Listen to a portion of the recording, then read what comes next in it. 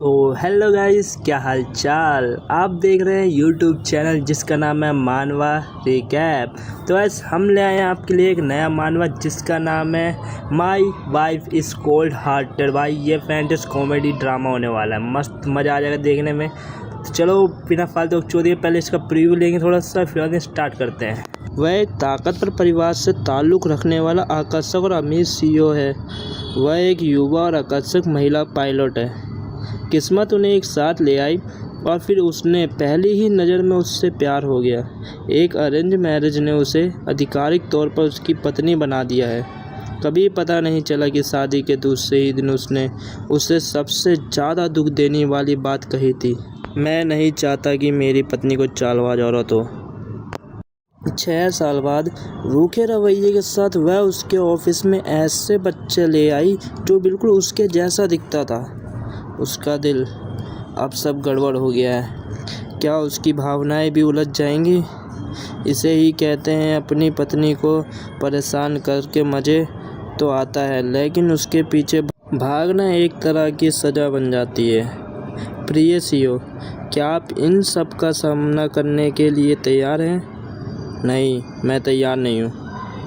मानवा स्टार्टिंग में हमें एक बिल्डिंग दिखाई जाती है जिसका नाम होता है फैंग सी इंटरनेशनल।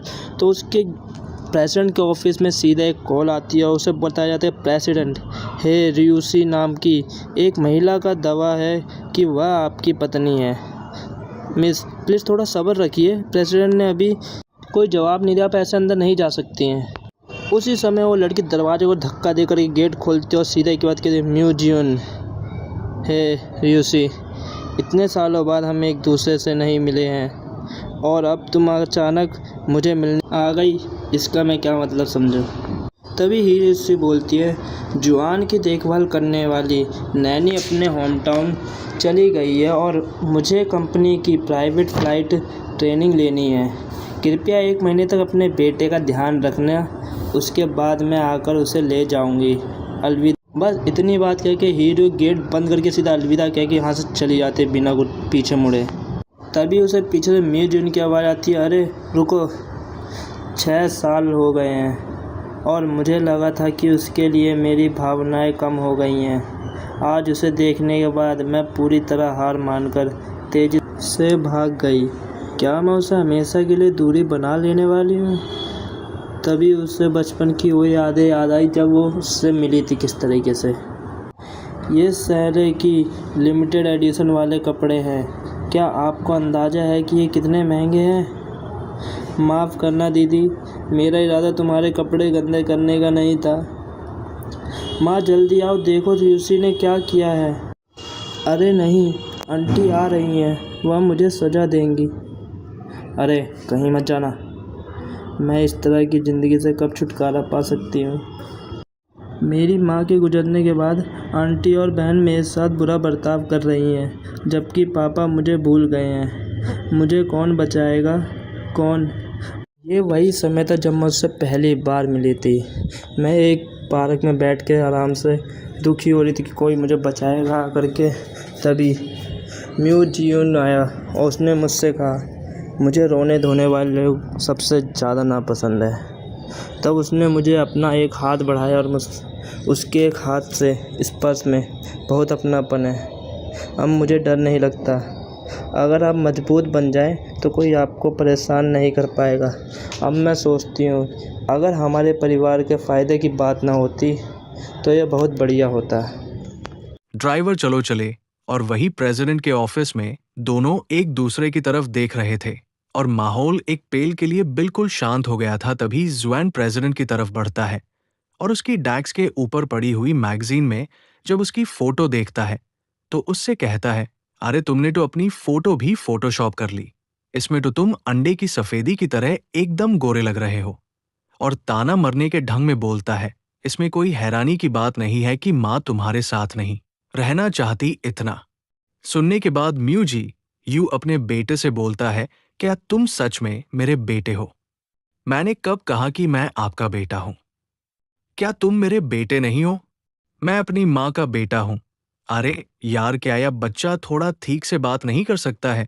मुझे तो एक पाल के लिए लगा कि मेरा साथ कोई स्कैम हो गया है। भले रुई, शी और मैं अलग हो चुके हैं, लेकिन उसके और किसी और आदमी के बच्चे के बारे में सोचकर ही मुझे थोड़ी जलन महसूस होती है। चल ठीक है, तो अपनी माँ का बेटा है, तो आपका नाम क्या है? मैं मुजीब वान हूँ। और क्या आपका नाम म्यू जियू है? तभी म्यू जी वान के पेट से जोर की आवाज आती है। तभी उसका पिता उसकी ओर देखता है और म्यू जी वान से कहता है, तुम्हें क्या खाना है? तभी वह जोर से चिल्ला के कहता है, मैं फ्राइड चिकन खाना चाहता हूँ। उसके इतना बोलते ही म्यू जी यू उसी KFC पे ले जाता है खाना खिलाने के लिए। ले तभी जब वह वाहन बैठकर खा रहे होता है, तो वाहन पर जो लोग होते हैं वह बोलने लगते हैं कि वाह कितना सुंदर बच्चा है, पर वाह जिस तरह से खा रहा है उसे देखकर लगता है कि किसी ने उसे बहुत समय से भूखा रखा होगा या बच्चे के साथ बुरा बर्ताव है। तभी यह सारी बैटन सुनने के बाद म्यू जी यू अपने बेटे से कहता है, मुझ पर बच्चों के साथ बुरा बर्ताव करने का आरोप लगाया गया है।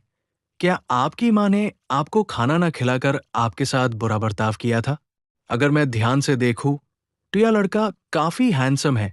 तभी म्यू जी यू अपनी यादों में खो जाता है और कहता है, हमारी शादी की रात मुझे नशीली दवा दी गई थी।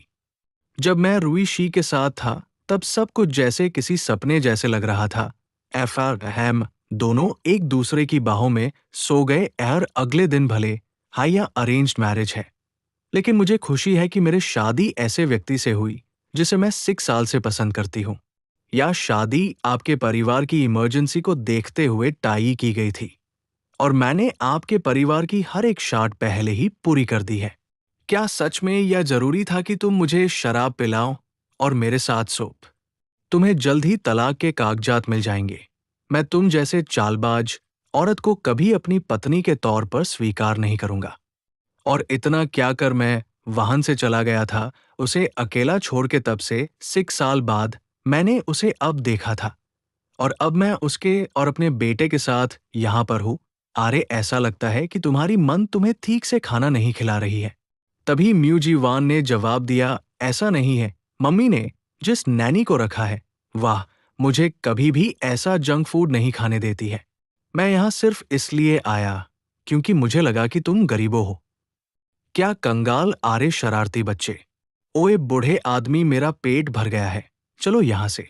ओए बच्चे, क्या तुमने कभी मुझ जैसा हैंडसम बुद्धा आदमी देखा है?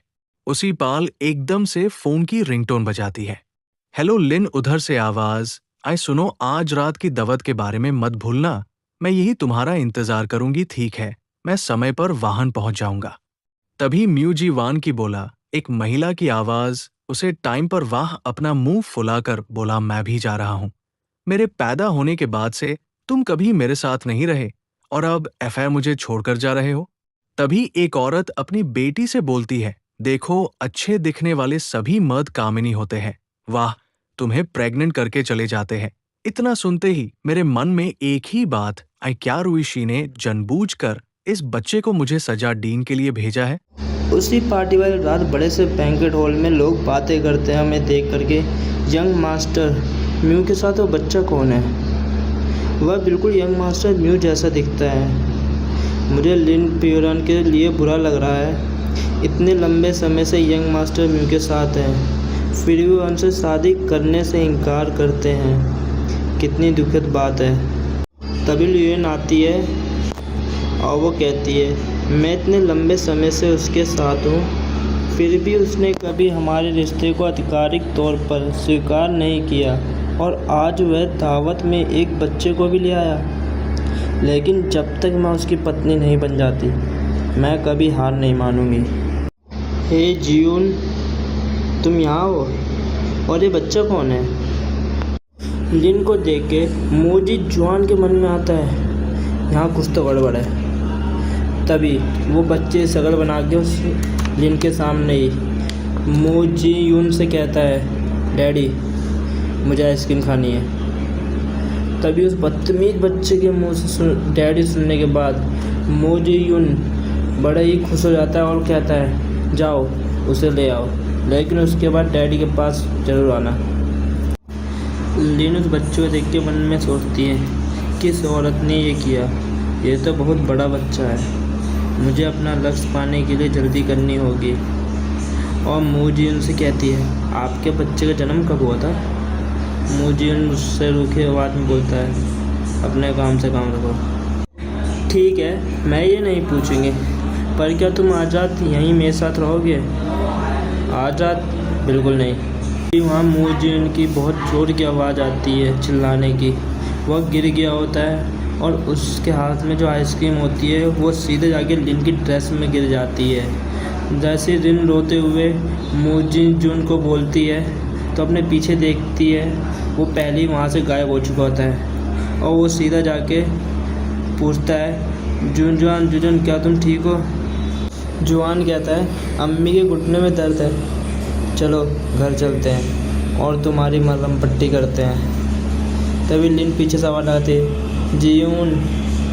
तभी जुआन उसकी तरफ देख के बड़ी ख़तरनाक से स्माइल देता है। जुआन उसे वहाँ से सीधा यूल फैमिली रेस्टोरेंट ले आता है और वहाँ उसे सोफे में बैठा करके उसकी मरहम पट्टी करने लगता है और उससे पूछता है, अभी भी दर्द हो रहा है? तभी मुँह बोलता है, अब ऐसा नहीं है। अरे वो बुज़ुर्ग महिला जो अभी तुमसे चिपकी हुई थी, क्या ज़्यादा उम्र होने की वजह से उसका बैलेंस बिगड़ गया था? छोटे बच्चों को ऐसी बुरी बातें नहीं कहनी चाहिए। मूजान जब सोफे में बैठा होता है, उसके फ़ोन में कॉल आता है और जब नाम देखता है तो उसको मम्मी का फ़ोन होता है। वो बड़े खुशी से बताता है, मम्मी मैं पापा के साथ बहुत अच्छा बच्चा बनकर रह रहा हूँ। तभी जुआन पीछे से आके उसे बातें सुनने लगता है। तभी फ़ोन से आवाज़ आती है, बहुत अच्छे बच्चे, मम्मी कल एक क्लोज डोर ट्रेनिंग प्रोग्राम में जा रही है, वह मेरा फ़ोन ले लेंगे, इसीलिए मैं तब तुम्हें फ़ोन नहीं कर पाऊँगी। मुझसे वादा करो कि तुम किंडरगार्टन जाओगे और दूसरे बच्चों से लड़ाई नहीं करोगे। ठीक है, पापा ने कहा है कि वह मुझे किंडरगार्टन भेजेंगे। माँ आप भी अपना ख्याल रखना, अब देर हो रही है, सो जाओ। Good night mummy. इतना ही? इस औरत ने अचानक अपने बेटे को मेरे पास छोड़ दिया और मुझसे कुछ कहने की ज़रूरत नहीं समझा। हाँ, उसने फ़ोन काट दिया। क्या बात है? अरे बूढ़े आदमी, मैं किस कमरे में सोऊंगा? कितनी गैर जिम्मेदार औरत है और कितना बदतमीज़ औलाद है। बदतमीज़? क्या सच में मुझे डैडी कहने में तुम्हारी जान चली जाएगी? चलो मैं तुम्हें एक बढ़िया सा रूम दिखा दूँ तुम्हारा। क्या आपको ये पसंद है? ये ठीक ठाक है। जाओ, मैं अब सोने जा रहा हूँ। तुम छोटे छोकरे। गेट बंद कर सही साथी जुआन के अंदर का बच्चा जाग जाता है और वो खुशी से उन खिलौने के ऊपर कूद जाता है। और बाहर जुआन खड़े होकर के उसकी आवाज़ें सुन रहा होता है और कहता है, ये छोटा छोकरा। वहीं दूसरी तरफ से आवाज़ आती है, देवी और सज्जनों, विमान जल्दी ही लैंड करने वाला है, कृपया अपनी सीट बेल्ट बांध ले। Thank you for watching full video. तो आज वीडियो अच्छी लगी हो तो चैनल को सब्सक्राइब और वीडियो को लाइक करते जाना और नेक्स्ट पार्ट के लिए कमेंट कर देना। तो मिलते हैं नेक्स्ट वीडियो में। सी यू, बाय बाय।